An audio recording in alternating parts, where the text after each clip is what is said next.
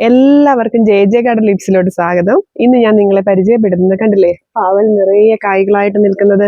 ഇതിന് ഞാൻ ചെയ്തു കൊടുക്കുന്ന ഒരു ഹോർമോണായിട്ടും ജൈവ കീടനാശിനിയായിട്ടും എല്ലാം നമുക്ക് ഉപയോഗിക്കാൻ പറ്റുന്ന ഒന്നാണ്. അതെന്താണെന്ന് നോക്കാം. അപ്പോൾ വീഡിയോയിലേക്ക് പോകാം. ഇതിവിടെ തയ്യാറാക്കാൻ ആവശ്യമായിട്ടുള്ളത് 1 ലിറ്റർ വെള്ളം, ഫിഷ് അമിനോ ആസിഡ്. കണ്ടില്ലേ, ഇത് നമുക്ക് മേടിക്കാൻ കിട്ടുന്നതാണ്. ഞാനിത് വീട്ടിൽ തയ്യാറാക്കി തന്നെയാണ് ഉപയോഗിക്കുന്നത്. അതെങ്ങനെ തയ്യാറാക്കുന്ന ഒരു വീഡിയോ ഉടനെ ചെയ്യുന്നതായിരിക്കും.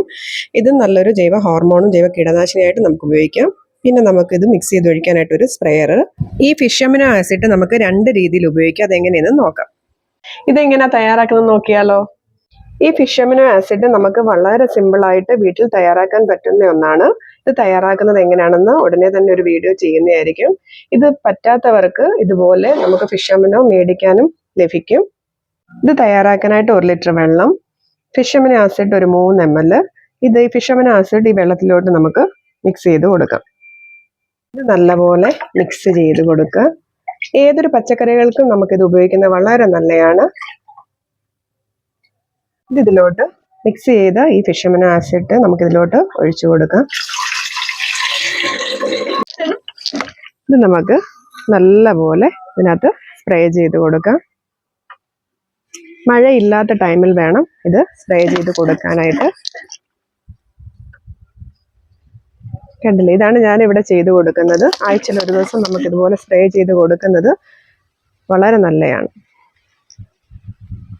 ചുവട്ടിൽ ഒഴിച്ചു കൊടുക്കുമ്പോൾ ഇത് ഇരട്ടി വെള്ളമെടുത്ത് അതിനകത്ത് ഡൈല്യൂട്ട് ചെയ്ത് അതിൻ്റെ അകലത്തിൽ വേണം ഇത് ഒഴിച്ചു കൊടുക്കാനായിട്ട് ശ്രദ്ധിക്കണം.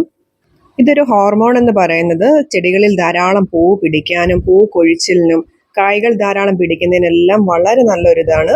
ഇത് ഉപയോഗിച്ച് കഴിഞ്ഞാൽ അതിൻ്റെ റിസൾട്ട് നിങ്ങൾക്ക് മനസ്സിലാക്കാൻ സാധിക്കും. ഇത് ഉപയോഗിക്കുന്നത് കൊണ്ടുള്ള മറ്റൊരു ഉപയോഗം എന്ന് വെച്ചാൽ ചെറിയ ചെറിയ കീടങ്ങളെല്ലാം നശിച്ചു പോകും. ഇത് നമ്മൾ സ്പ്രേ ചെയ്തോ ചുവട്ടിലൊഴിച്ചോ കൊടുക്കുന്നതിൽ കൂടെ ആ കീടങ്ങളെയെല്ലാം നശിപ്പിക്കാനും ഇതുകൊണ്ട് നമുക്ക് സാധിക്കുകയും ചെയ്യും. അപ്പോൾ ഇതൊരു ജൈവ കീടനാശിനിയായി നമുക്കിത് ഉപയോഗിക്കാനായിട്ട് കഴിയും.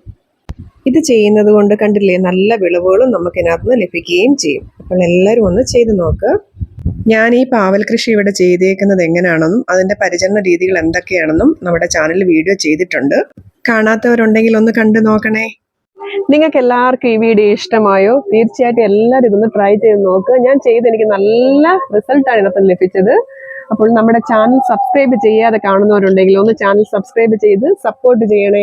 നിങ്ങൾക്ക് ഈ വീഡിയോ ഇഷ്ടമായാൽ ഷെയർ ചെയ്യുക, ലൈക്ക് ചെയ്യുക, കമന്റ് ചെയ്യുക, സബ്സ്ക്രൈബ് ചെയ്യുക, ബെല്ലൈക്കൺ ഓണാക്കി ഇടുക.